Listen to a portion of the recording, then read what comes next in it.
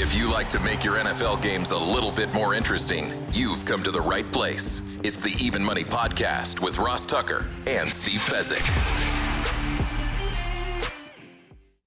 Yeah, Vegas, baby, Vegas. It is the Even Money Podcast. We are, of course, presented by DraftKings Sportsbook. Can't tell you how much we love those of you that use that code Ross over on the DraftKings Sportsbook or the DK Horse app, or, of course, just the regular DraftKings app, where we're still taking entries for the best ball tournament against me and Joe Dolan.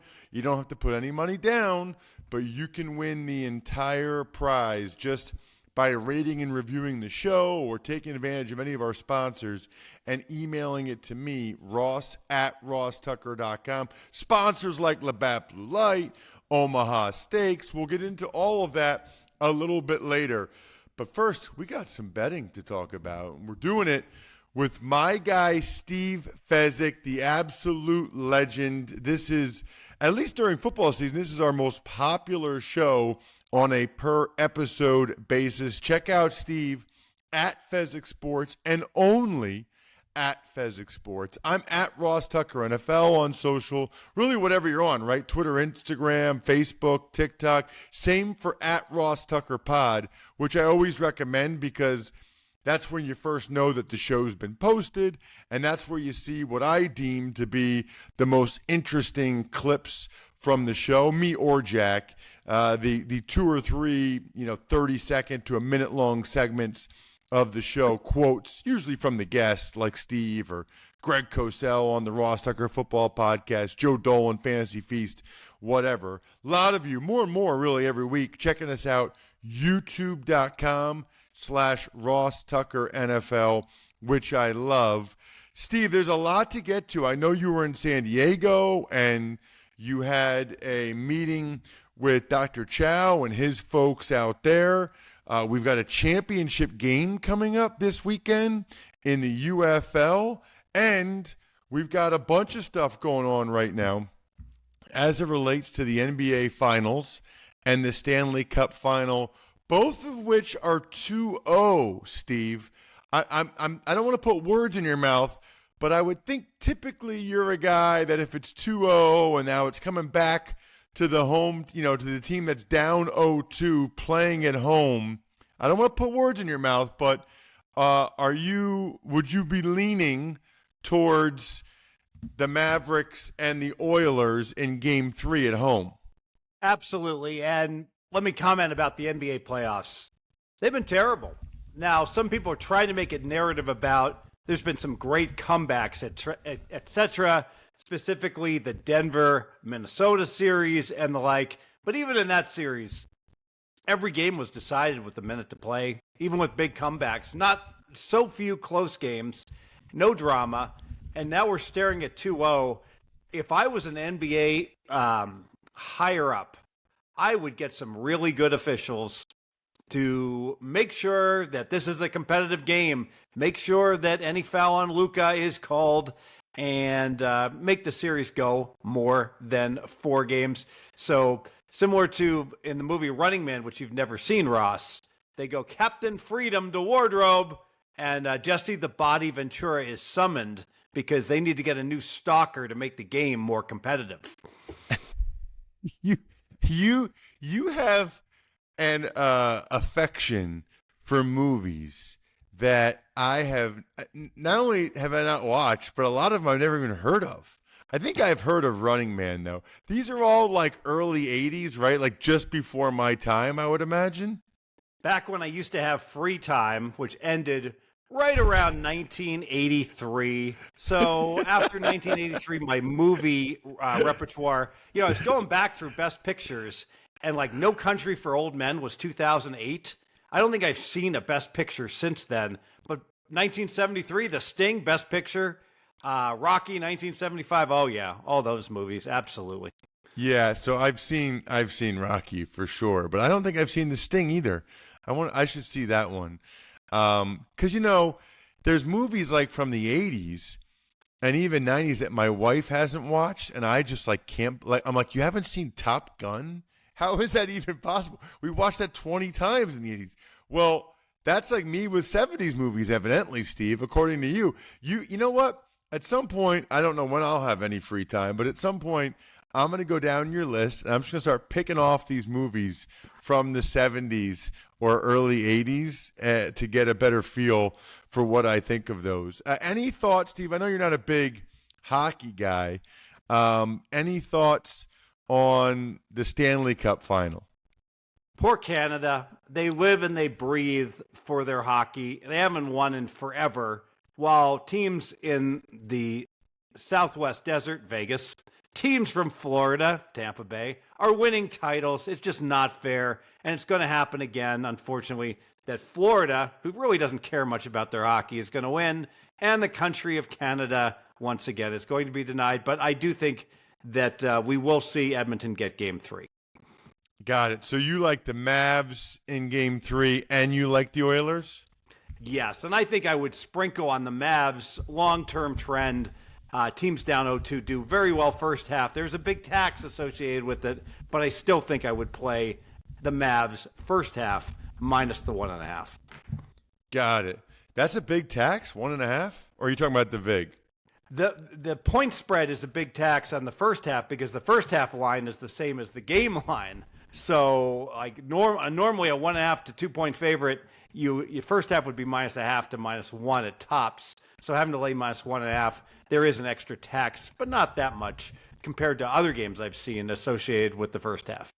So I'm excited, Steve, because we've got some good email questions for you today. We got more and more people looking to get their email questions answered by you. As a reminder, if you sign up for our Patreon, patreon.com/RTmedia, you definitely get to ask Steve a question. Or if you take advantage of any of our sponsors or rate and review the show, you go to the top of the list. You just got to make sure you send it to me, ross@rosstucker.com, so that I can see it. Before we get into the UFL championship and some of your NFL games of the year, you and I were texting about the show this week and what we wanted to talk about, and you were telling me that you spent some time in San Diego with this Dr. Chow and the Six Score folks, sixscore.com. I know that gained a lot of popularity in the playoffs when Walters was on the Joe Rogan show, and obviously you have been a fan of Dr. Chow and sixscore.com's work for a while. What was the meeting about? Yeah, so we were just strategizing about ways that we can help each other going forward with the NFL season. Ultimately, to give out better information, pick more winners from my perspective. And I love the fact that we're approaching it in many different directions oftentimes, and they are such experts with the injuries. And I got to be honest, so I went to Sports Injury Central, and I love the idea of the SIC score. How healthy is your team? And, breaking it down by player and then a compositive average for the team, where they've been, the changes. And we were even talking baseball and certain teams, decimated with injuries right now, like the Houston Astros. And the perception invariably is that some teams you're like, well, the Astros are going to be heard from, they're a perennial contender. Well, maybe not. Maybe not when they're, the whole team's injured. And so because of that, that offers up opportunities. So I played the Astros under 83.5 based on their SIC score on the Astros. And we'll be doing lots of stuff coordinating with football, ultimately to help people win more money betting on football.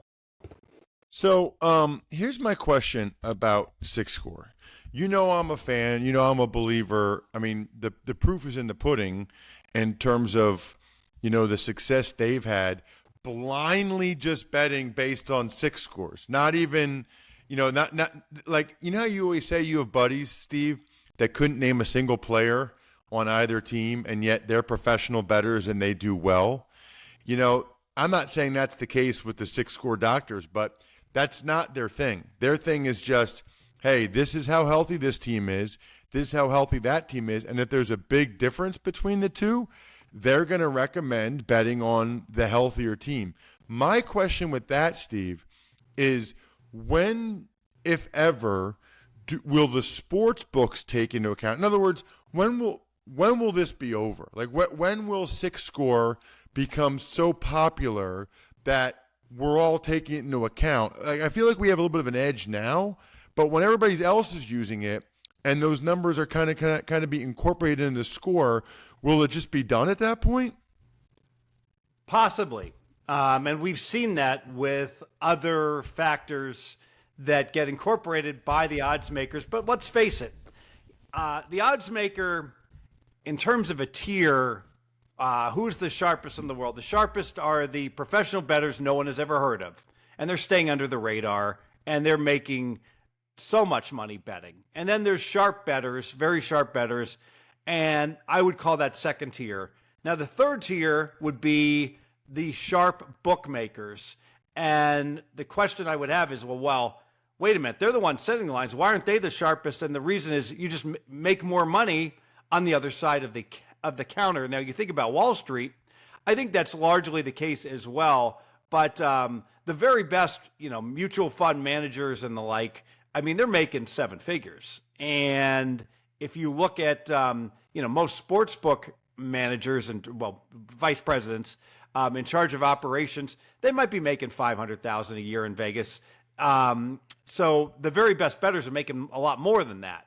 And so because of that, they're going to be ahead of the curve. Look at Billy Walters. Billy Walters, I'll say it, he's in the Sports Betting Hall of Fame, and there's numerous bookmakers in the Sports Betting Hall of Fame, but Billy Walters is like Hank Aaron. He's like Babe Ruth. And all these other guys are like Dave Parker, where maybe, I'm sorry, Dave Parker didn't make the Hall of Fame, but you get the idea. They're fringe guys that really, a lot of people don't feel that most of these guys don't even belong, namely because if they were trying to make a living, a lot of these guys betting on sports, many of the bettors feel they couldn't do it. Steve, Father's Day is almost here. You and I both belong in that club, and we both know exactly what we want. We want meat. Give the fathers in your life the unforgettable experience of Omaha Steaks. A world-class dad deserves a world-class steak. I love not only just the steak, but they've got the air-chilled chicken, the juicy pork chops, the beefy burgers. Right now, you can go to omahasteaks.com, order today with packages starting at $99. That's like the perfect Father's Day gift, right? Don't forget, when you use promo code EVEN at checkout, you'll get $10 off. So you can shop for unforgettable gifts guaranteed to make Dad's Day. Plus, this way he'll have you over to his house. He'll grill for you. That's what I'm doing, by the way, on Father's Day. Having my brother-in-law, father-in-law over. We're going to be grilling steaks. Literally, this is what we like to do. Visit omahasteaks.com today and shop packages starting at just $99. When you use my promo code EVEN at checkout, you'll get an additional $10 off. Order now before it's too late. And as you know, Steve, you got to have something delicious to wash it down. So drink some Labatt Blue Lights with your friends and your family like me on Sunday. Living life to the power of we. Always enjoy responsibly. Beer, Labatt USA, Buffalo, New York. All right, Steve. So let's go right from the six score stuff. Let's get to the UFL. We haven't talked that much about the UFL. I feel like in previous years, the secondary spring professional sports league has been a bigger focus of yours, and that you've done well with it. Have you been betting a lot of UFL this year? How's it going? Yeah, 5-3 on my selection. So UFL, successful season. But I have to tell you, Ross, the schedule for the UFL, whoever put it together, unfortunately, should be fired, because the UFL started during March Madness. Super exciting time to bet sports, but not football. And it's ending here with the NBA and the NHL finals. So they've gone smack dab against the NHL playoffs, the NBA playoffs, and the basketball tournament. And bottom line, I think for a football league to succeed, you have to make sure that you can take advantage of the dead time in sports. And that means you got to be playing football in June, or you got to be playing football right after the Super Bowl ends in February. They did neither. And ultimately, it's been an unsuccessful year, I would say, that's going to culminate in a disaster. Ross, the finals, it's in St. Louis, which would have been fine if A.J. McCarron, his wife, and his Battlehawks would have been playing, but they're not. And so now we've got a situation where I can only imagine the attendance. Let's just say good seats available at America's Dome in St. Louis, because St. Louis just got knocked out. There's no one locally in St. Louis that's going to go and want to watch this game between Birmingham and San Antonio. Yeah, that's interesting. I mean, obviously St. Louis is the city they're having the most success with, so I guess I understand wanting the games to be there, but you kind of need to have St. Louis in the game. It's interesting, Steve. The older I get, the more I understand how tempting it must be for certain leagues to affect the outcome of games, right? I don't believe that any of them do it because I just think that the risk is too high. But you can see why certain officials or people think they're going to get go up to game 7, or people think, that they want this team to win. There are definitely situations where they want teams to win. The UFL definitely wanted St. Louis to win that game, but there's nothing they can do. Well, especially if you look at the box score, there hits a point where the Brahmas had 410 yards and St. Louis 239. A.J. McCarron was not 100% since his ankle injury, and it was just too much of a mismatch. We're seeing the same thing in the WNBA. If I was a WNBA expert, I'd take all these Dumbo players that are giving Caitlin Clark a hard time and say, look, we're not making any money. She's throwing us a lifeline. We're giving her every call. And you know what? We want you guys to play your subpar defense against her and let her score 25 a game, because the rising tide is going to lift the boat. As the better Caitlin Clark does, the better the WNBA is going to do. And Indiana Fever are having a terrible year, and at some point, that's going to impact all these sellouts, you would think, but it hasn't happened yet. The Caitlin Clark Fever has continued for the Fever with sellout arenas, despite the fact that her team has not been able to play a lick so far. Do you have a bet, Steve, in the UFL championship game? I'll go ahead and give one out. I will play the over, 41.5. Both teams had a stellar performance in the semifinals on offense, averaging around 7 yards per play. It won't be any crowd noise to worry about because there will be no crowd. Over under number of people attending, excluding family and friends, maybe 7,000. And that is being a kind estimate. So we'll go over the 41.5 with both offenses that are clicking going into the finals. Got it.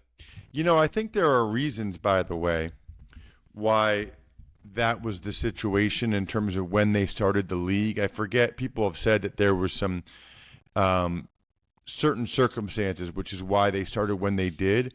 Because it's weird. I almost feel like they should start, Steve, the weekend after the Super Bowl, but then take like a hiatus and then make sure they have, they're on from the end of the NBA Finals till NFL preseason, like that 5-week period from whatever it is, June 16th to August 10th, maybe even later than that. That's a great 6-7 week period where the only thing on is the NBA. Yeah, absolutely. And let's face it. I'm sorry. It is Major League Baseball. I apologize. There's a limited amount of bandwidth everyone has. And so there's going to be a progression we're going to go through. And if you're football and you're the only game in town and the Masters isn't on and the U.S. Open isn't on and there's no major playoffs going on, you'll watch the game just because it's football. But you're not going to watch football while the Masters is going on or the March Madness tournament's going on. It's just we all have a void end of June that needs to be filled, and we wind up watching CFL. You know why? Because there is no XFL that's going to be on. All right, Steve, let's get to some of these email questions. because we always have a bunch of people sending them to me, ross@rosstucker.com. Keep them coming. As a reminder, if you take advantage of any of the sponsors you hear on the show or the sponsor page over at rosstucker.com, or you just rate and review the show on any of the podcast apps sent to me, ross@rosstucker.com, you go to the top of the list, and we'll be able to get to a bunch of them over the next 6-7 weeks. This one comes from Harley, Steve. Just wondering Steve's thoughts on hedging. For example, say I have money on Philadelphia at plus 240 to win outright. Is it worth hedging and taking the Chiefs at plus 100, or is there ever a scenario where you would buy points with the Chiefs to plus 7 or plus 3.5 and attempt to hit both bets? Love the show, Harley. I feel like we get similar questions a lot, Steve, as it relates to hedging. Yeah, absolutely. So if it's not a big payout, life-changing money, A-okay not to hedge. I guess the answer is it all depends. But if it is a big payout, if you're used to betting 100 a game and you're about to get a payout of 3,000, think about this. You're either going to get 3,000, you're either going to win 3,000 or you're going to lose a couple hundred if this was like a futures bet. So you've essentially, basically, you've got a $3,000 swing when you're used to having $200 or $400 swings. That's too much of a swing for one game, in my opinion. If it's the last game and you're about to win, it's rarely wrong to play back in the other direction. Now, having said that, if you're in a position where you need the underdog to win, well, that's easy. You just bet something on the money line on the favorite. If you're going to bring in 3,000, maybe you risk 500 on the favorite to win. Now it gets a little more complicated. If you have the favorite to win, well, now all of a sudden you can look towards being creative. So in the example, with Philly, Kansas City, the line's close to pick. You really can't do much with it. And I wouldn't buy points because the bookie charges you too much for it. But oftentimes, if you did have like a 3-point, if Philly had been a 3-point favorite at that point, I think I would look towards, if you're going to make a normal $500 type of hedge, maybe you split it up. You put $250 on the money line on Kansas City and $250 on Kansas City plus the points, and break it up that way so that you could indeed hit the middle. What about this question, Steve? I don't see the name of the person that asked it, but they say they've been listening to us for over 2 years now. They feel like they know more about betting than all of their peers and the average Joe. Feel like it's time to take the next step and get to the next level, but they just don't know how. Do I try to make my own power rating, system, model? Just want to take that next step. So here's someone that wants to know how they can take the next step, Steve. All right.